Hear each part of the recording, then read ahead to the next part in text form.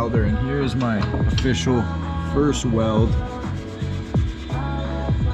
with gas. Just a whole bunch of tacks because I don't feel comfortable trying to do a bead and just burn through. I think that's all right, I guess, for first time welder. But hopefully I get some experience by filling in all these holes. By then I should be a master. Those ones there. A bunch here. Okay, so next on the list for engine-based stuff, kind of jumping around everywhere a little bit, but at this main point we are filling holes. Things like this. You get the point. Just little holes that I'm not going to be using. May as well weld them up, clean them up, make them look uniform so that when this bay is painted, you don't see any of those and it's nice and clean. So another thing I need to do is address where the intercooler piping went. Buddy that had this before me kind of botched cutting holes for this stuff, so this one is just weird. I don't know how he did that, and it's all like bent down underneath. And then over here he just cut 2 squares, I guess. So yeah, that's that. And also on this side there was a bracket here that I removed and it was all rusty behind, so I'm just gonna, I think what I'm gonna do is cut along this seam here to about here and go up, and then just cut this whole patch out and put a nice new piece of metal in, rather than trying to cover it up or something like that. Just put new stuff in. Same with this side. Cut, don't have to go down as far here, but down around here and then back up and around the back there. It's going to be a bit tricky in here, but yeah, we'll see what we can do.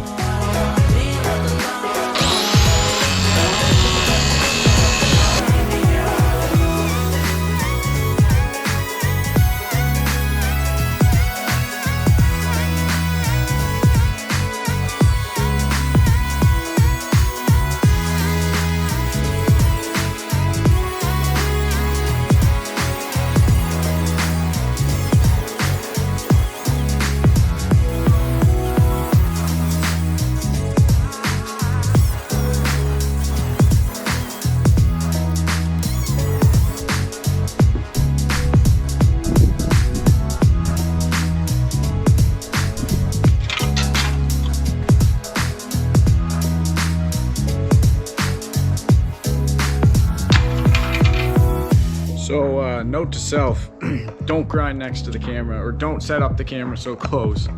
Here's my lens protector I just had on my GoPro. Probably can't see it.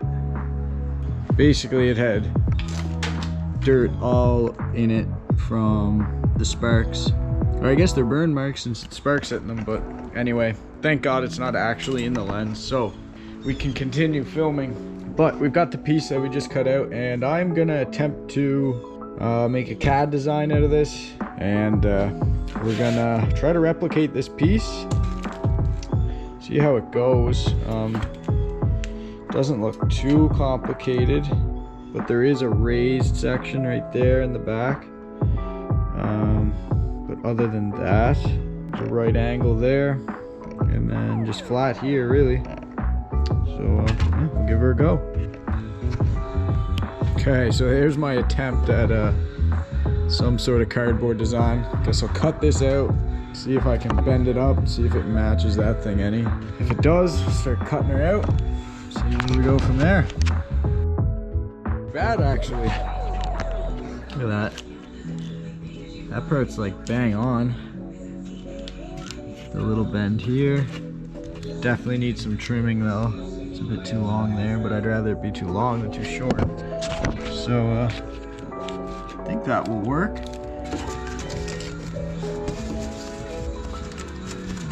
Uh-oh. I think it'll be all right.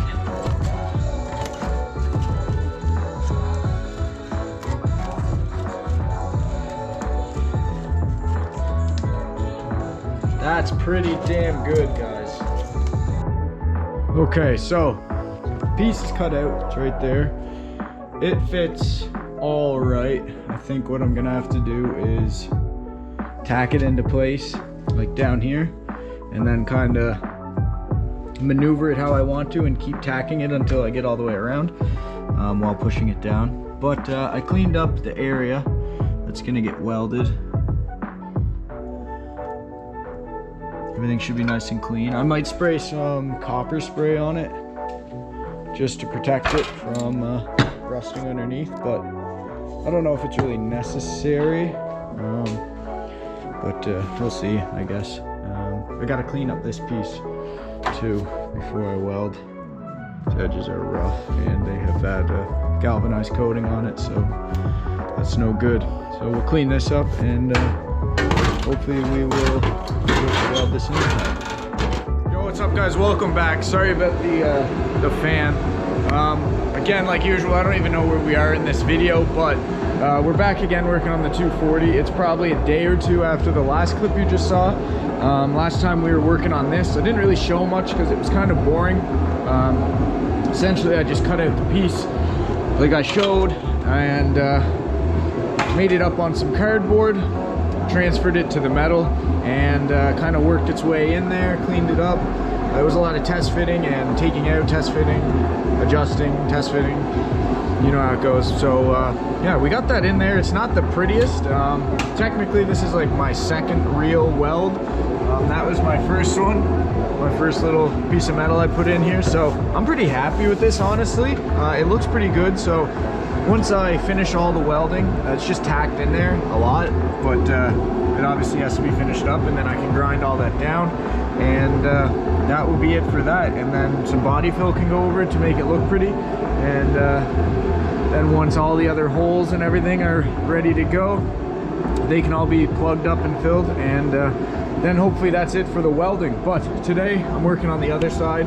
This side's not as big as the other side because I don't have to go way down here, because on this one I had to come pretty far down, almost to the pinch weld that attaches to the frame, because there was a bracket here and it was all rotten underneath, so I had to come real far down with this. But this side's not bad at all.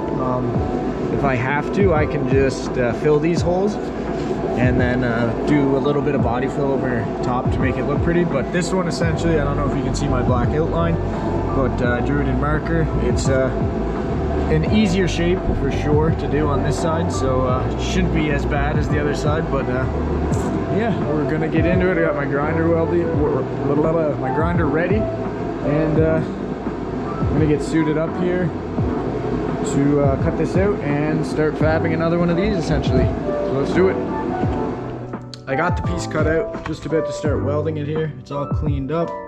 It's not exactly in place yet, but it's a decent fit. It's not perfect, that's for sure, but I'll show you guys that after I get it tacked in. But it will do. We can fix the rest with maybe smaller pieces or just fill it in with weld, but that one's good to go. So I'm gonna fire up the welder and get to her. All right, so I think it's the next day after the last clip you just saw. Welding, did a lot of welding yesterday. Filled lots of little holes. It was my first time doing that. A hat, filling lots of holes. But these plates are done for now.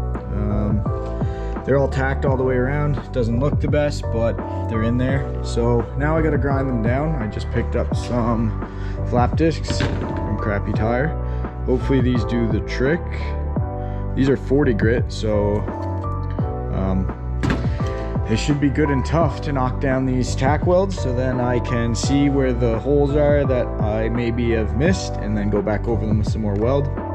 The side pieces, they're done on both sides as well. Just pretty well, just little holes that I don't need anymore. They're all filled up. Same on the firewall. And I started grinding down this one over here, where that is the AC lines. This car didn't even come with AC, and I didn't plan on running it anyway because I don't use AC in any of my cars, so why have the holes there whenever I have the opportunity to clean it up? So that's where we are now. I don't really have much to film, I guess, as of now, because you guys don't really need to watch me grinding down a whole bunch of welds. So yeah, that's what I'm mostly gonna do tonight. And yeah, I'll give you an update once I'm on to the next half exciting thing on this engine bay. All right. We're gonna end up taking more stuff off of this car. I told myself I was done taking stuff off, and this car was never meant to get like this, but one thing leads to another, and I just keep taking something off to get to another thing and to get to another thing, and eventually we end up like this. So today I think what I'm gonna do is take out the subframe. The coilovers are already unbolted from the top, so there's nothing in here really. A couple things underneath. Control arms need to be disconnected. The sway bar will come down with that, and then there's the main bolts up here, I believe, and that's it, I think, to drop the subframe from what I already have disconnected. Yeah, I'm gonna need to put something under there to catch it. Some foam pads I have, and probably my jack in the middle, so it doesn't crash down and break something. Yeah, that's what we're gonna attempt today, and then that way I can more easily get to the frame rails, weld up all those holes, get rid of the old paint that's there still, and it will be a lot easier for us to clean underneath the car, or I guess like in the wheel wells and underneath the frame rails, because at this point, once the subframe's out, I might as well just do the whole front end. Like the wheel wells, I'll be cleaning all that out, all the old rocker guard and undercoat or whatever Buddy had on there before me. Fill in any holes I don't need, get rid of anything I don't need, and use this super acid etch primer, which I'll be using in the engine bay as well. I'm gonna need more, a lot more. We'll do that in the wheel wells as well, and then we will probably get some sort of rocker guard or Raptor liner or something to put in the wheel wells for that extra protection rather than just paint, because I know paint will just chip off probably eventually and it will look like shit. So hopefully bed liner or Raptor liner, something more tough, more durable, will last me longer. But yeah, then for the engine bay, we'll use that same etch primer like I said, everywhere's in here. And then not sure if I'll use like a filler primer yet or just go right to paint after that. We'll see how it looks. But yeah, instead of epoxy, I just don't have the setup to spray epoxy, and I don't really feel like getting the ones in the cans.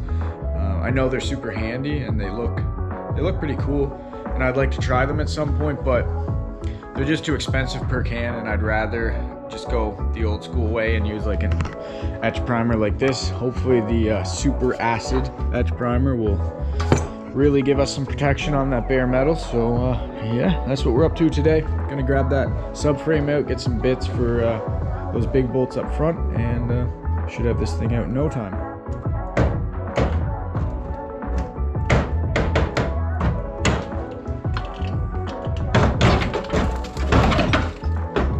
Yeehaw. Not bad. Not bad. It's pretty graceful actually for a whole subframe. There she is. So I got the cardboard underneath that. Hopefully I can maybe haul it out by that. I'm not gonna do that quite yet, but this is huge because while it's out I can also refresh any bushings and do any repairs that I need to. So another piece out of this car. Okay, so update, coilovers are out. I couldn't drag the subframe across without taking those off, so that's what we have to do to get it out the side, because I've got my jack stands up here, therefore I cannot come forward with it. But no problem, we should be able to pull this out now and get it out of the way.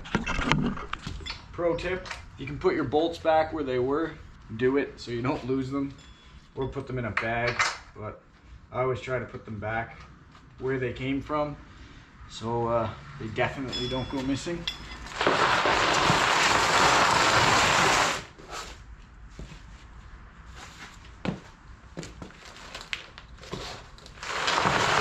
Oh, that's heavy.